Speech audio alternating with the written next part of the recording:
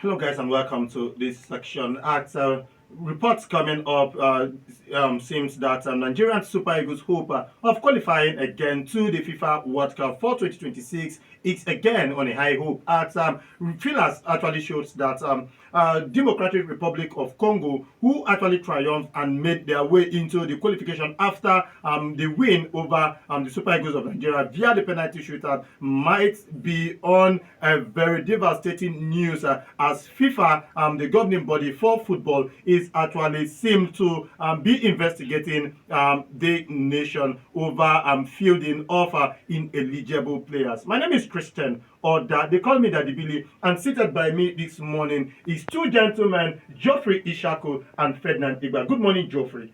Good morning to you, Christian, and viewers. Good morning to you, and nice to be here. And just like Christian has said, the development keep coming up about the fate of Nigeria's qualification to the World Cup. And I think this time around, we it has to, we have to see whether FIFA are going to take the action they are expected to actually take when a development as such actually come up, or we it left to be seen. But that is what is actually coming up. So we wait and see what FIFA will actually do. Also, Ferdinand joining us. Ferdinand, welcome to the show. Yeah, thank you, Christian Oda, and thank you, esteemed viewers. Of course, from Filas, like you've rightly pointed out, is something that is what noteworthy. That the FA, that is the Football Federation, the FIFA body, is looking at every possibility or every means through which to get the right. The right thing done. Because before any player of other foreign nationality can actually change its nationality, you have to first of all denounce the previous nation that you have represented at any level. So I feel this is what some people from the Democratic Republic of Congo have failed to do, and that is why right now they are having these challenges, and then Nigeria is trying to seize that opportunity of that challenge of fielding these players that are presumed to be ineligible to seize that window to qualify to the World Cup. But whatever the judgment may be over that incident of fielding those ineligible players, I don't want Nigeria to raise too much hopes about that, because for me, yes, they did the job. But what does the rule says for fielding an ineligible player for a major tournament like that? So those are where our conversation should be geared towards, and that is where our focus should be on.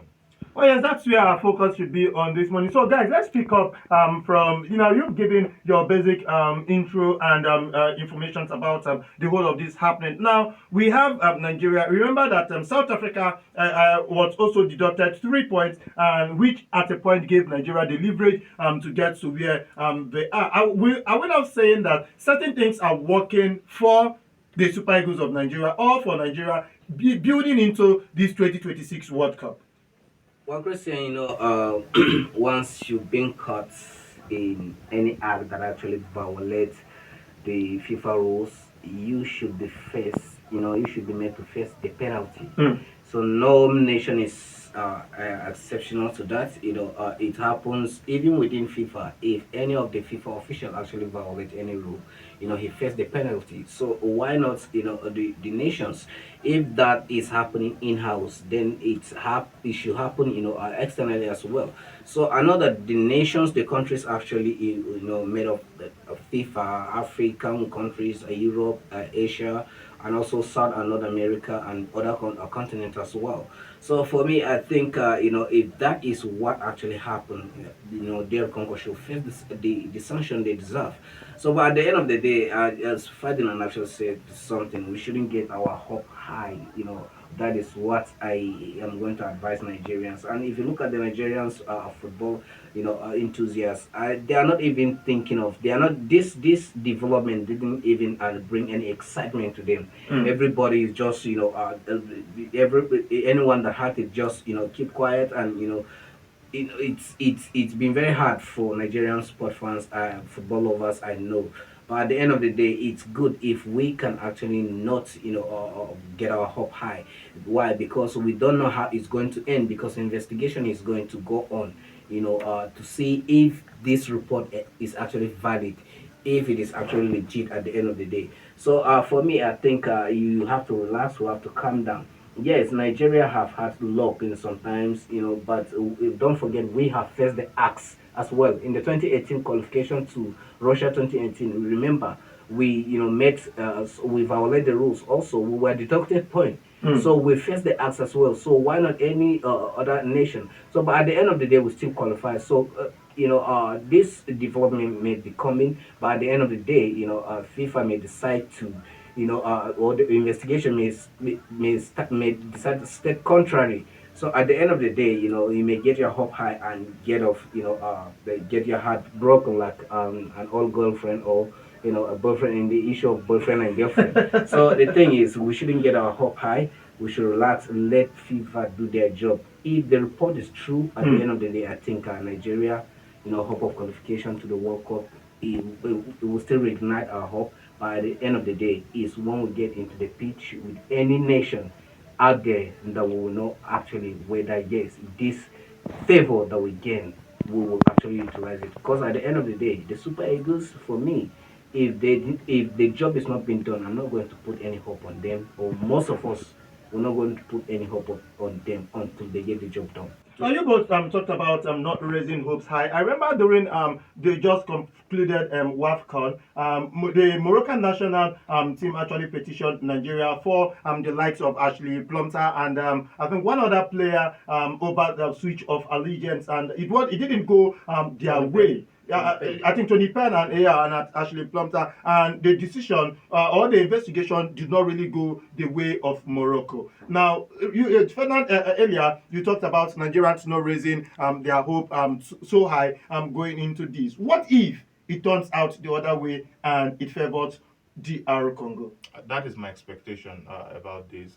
If yes, of course, there are legalities in terms of whatever decision, or that is why there are rules, and regulations that governs every organization. FIFA as a body also has its rules that governs it.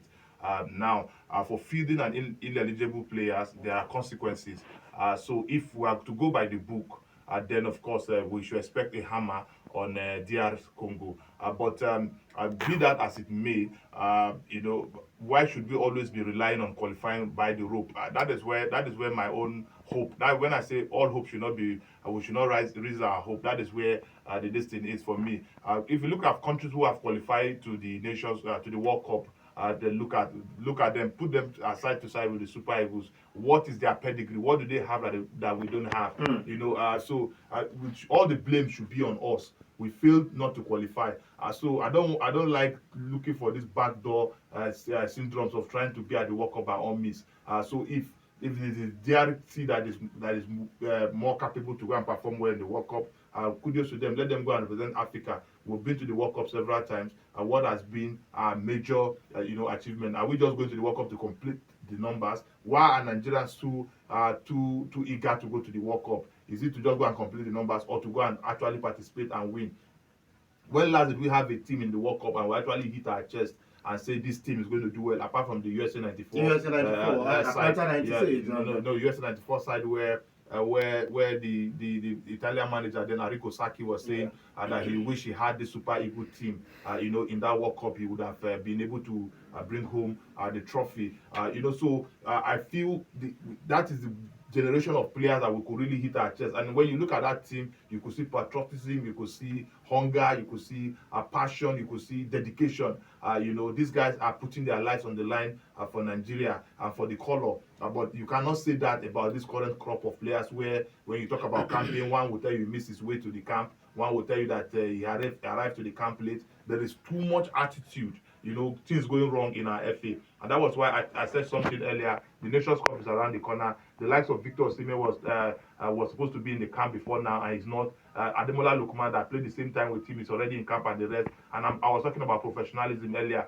Is there no code of conduct by the FA that governs our players. And I ask a very fundamental question: can Victor Osimhen do the same thing? Let's say he's on a national assignment and he's supposed to return back to Galatasaray, and there's a time frame, and he fails to return, and you think something will not happen. And so that is where, for me, we need to begin to look at we first of all need to discipline our players and do the right things before we can now start talking about going to major tournaments and wanting to do well, because a house that is divided against itself certainly cannot stand. When you say house that is divided against itself, certainly cannot stand. Thank you so much, guys, for joining me on this episode this morning. And we'll do this again. And tomorrow, don't forget to join us when we'll bring you post-match analysis for the Super Eagles warm-up match against the Pharaohs of Egypt. That match will actually be going down later tonight. Keep it up to us, and thank you again, guys, for joining me on this show. Thank you, viewers, for joining us. My name is Christian, or they call me Daddy Billy.